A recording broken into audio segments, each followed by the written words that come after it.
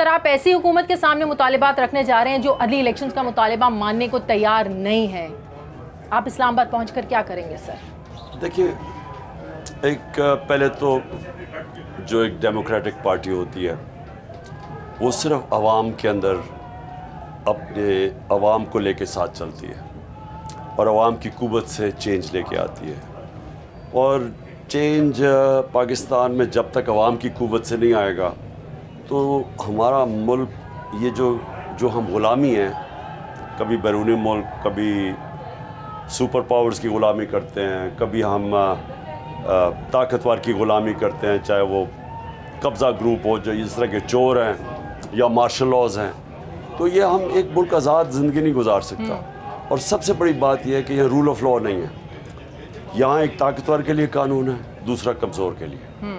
जिस तरह की यहाँ चीज़ें की गई हैं, आज़म स्वाति से जो उसका तशद्दुद किया उसके ऊपर, उससे पहले शहबाज गिल के ऊपर, फिर वो जमील फ़ारूक के ऊपर, फिर कई सोशल मीडिया के लोगों को पकड़ पकड़ के उन्होंने उठाया, फिर सहाफ़ियों को, अरशद शरीफ की जो सबसे बड़ी ट्रेजेडी है कि एक धमकियाँ मिल रही हैं, वो कह रहा है मेरी ज़िंदगी को ख़तरा है, वो अदालत को कह रहा है, वो प्रेसिडेंट को ख़त लिख रहा है, और इसके सब के बावजूद वो उसको बाहर जाना पड़ा। और बाहर जाना पड़ा क्योंकि उसको डर था, या बोल ही नहीं सकता, ख़तरा था, बाहर भी उसको पता था ख़तरा है। उसने शरीन मज़ारी के पास मैसेज है। तो ये पाकिस्तान इसलिए नहीं बना था कि एक छोटा सा कब्ज़ा ग्रुप जो मर्ज़ी चाहे कानून भी ऊपर आए, चोरी भी करे, NRO भी मिल जाए, फिर इस तरह के तशद्दुद भी करें लोगों पे, जो मुंह खोले उसके ऊपर नंगा करके भी उनको मारें। इसलिए पाकिस्तान नहीं बना था। पाकिस्तान एक कायद आज़म जो सबसे बड़े आइनी कानूनी एक्सपर्ट थे, वकील थे, जो रूल ऑफ लॉ में बिलीव करते थे, और अदल और इंसाफ बुनियाद है एक इस्लामी माशरे की, तो वो ही नहीं है, और उसी के लिए इंसाफ आज़ाद करता है। तो ये सारी जो अब हमने बड़ी कोशिश की कि शायद ये समझ आए कि अवाम बाई इलेक्शन सारे हम जीत गए, इन्होंने पूरी कोशिश की, सब कुछ किया, 55 जलसे कर चुके हैं, इतने कभी अवाम पब्लिक निकली नहीं है, उसके बावजूद ये डरे हुए हैं इलेक्शन से, और सिर्फ इनका मकसद ये है कि ये कब्ज़ा करके मुल्क में बैठे रहें और अपनी चोरी ख़त्म करवाएं, अपने करप्शन केसेस ख़त्म करवाएं। सर, वो तो बहुत कुछ हो चुका है।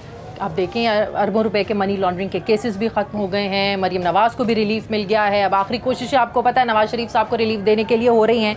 सर, इस्लामाबाद में पहुंचकर पुरअमन आप बार बार कह रहे हैं कि आप लोगों का एहतजाज होगा। आपको नहीं लगता जो फैसल वाउडा ने भी प्रेस कॉन्फ्रेंस की, खून खराबे की बात की, इन चीज़ों का फ़ायदा उठाते हुए शरपसंद अनासिर इसमें इंटरफेयर कर सकते हैं? देखिए, डरा के जी मतलब ये है, इनका मतलब ये है, और ये तो फैसल वाडा तो नहीं, इसके पीछे कोई और बोल रहा था, लोगों को डराता फिरता सबको, और ये तशद्दुद के पीछे भी यही आदमी है। क्या ये चाहते हैं कि क्योंकि हमें डर है, खौफ है कि कुछ हो ना जाए, इसलिए हम इन चोरों की ग़ुलामी कर लें? क्या ये चाहते हैं? मैं ये कहता हूँ कि इससे बेहतर इंसान मर जाए, इन चोरों की ग़ुलामी से बेहतर मौत है, क्योंकि मैं तो नहीं एक्सेप्ट करने लगा और ना ही कौम एक्सेप्ट करने लगी। हर तरह के हालात का मुकाबला करने के लिए आप तैयार हैं? राना सनाउल्लाह पूरी तैयारी किए बैठे हैं, 900 कंटेनर्स इस्लामाबाद में लग चुके हैं, रबड़ की गोलियां तैयार हैं, आंसू गैस के शेल्स तैयार हैं। सर, हर तरह के हालात का मुकाबला करने के लिए तैयार हैं? कातिल को एक उसकी अपनी पार्टी वाले कहते हैं, सारा फैसलाबाद जानता है कातिल, उसको इंटीरियर मिनिस्टर बना दिया है। वो जिसको शहबाज शरीफ और बेटों को सजा होने वाली थी FIA केसेस में, वो प्राइम मिनिस्टर बना दिया है। ये जो इसाक डार है, जो रिटर्न एफिडेविट दे के गया था कि शरीफ ख़ानदान के लिए मनी लॉन्ड्रिंग करता है, अभी भी अवेलेबल है, उसको फाइनेंस मिनिस्टर बना दिया है। और अगर किसी इस्टेब्लिशमेंट का ख्याल है कि हम इसको कबूल कर लेंगे क्योंकि उन्होंने फ़ैसला किया है, उनको भी इसी गलत फहमी में नहीं रहना चाहिए। उनको पता होना चाहिए कि आज अवाम किधर खड़ी है। ये बिल्कुल इस वक्त जो कर रहे हैं मुल्क के साथ, ये मैं इसको मुल्क से गद्दारी कहता हूँ। ये गद्दारी है मुल्क से। ये चोरों को हम समझे कि जी हम भेड़ बकरियाँ हैं, हम इनको एक्सेप्ट कर लें, ये नहीं होने लगा।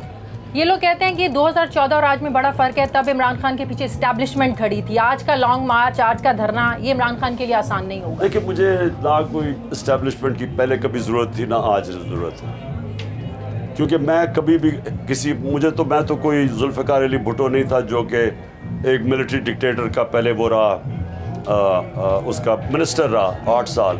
ना मैं कोई नवाज शरीफ हूँ जो जनरल जलानी के सरिये लगाते लगाते उसको चीफ मिनिस्टर बना दिया, या उनके बच्चे हैं। मैंने तो 22 साल मेहनत करके अपनी ज़ीरो से पार्टी खड़ी की है। मुझे कोई किसी की ज़रूरत नहीं है। मैं कभी भी, और एक और कहा गया वहाँ प्रेस कॉन्फ्रेंस में कि जी इमरान खान कोई गैर आइनी काम करता है। ये मैं सवाल पूछने आगे चल के पूछती हूँ मैं आपसे सवाल। मैं ये इनको बता दूँ कि मैंने पूरी कोशिश की साफ और शफाफ इलेक्शन के लिए कि वो ईवीएम मशीन्स आए। हाँ। क्यों मैं कह रहा था ईवीएम मशीन्स? क्योंकि उससे सारा धांधली ख़त्म हो जाती। और मुझे अफसोस से कहना पड़ता है कि जो ये इलेक्शन कमीशन के पीछे जो पावर बैठी हुई थी उन्होंने भी नहीं आने दिया, क्योंकि वो भी चाहते हैं मैनिपुलेट करें इलेक्शन।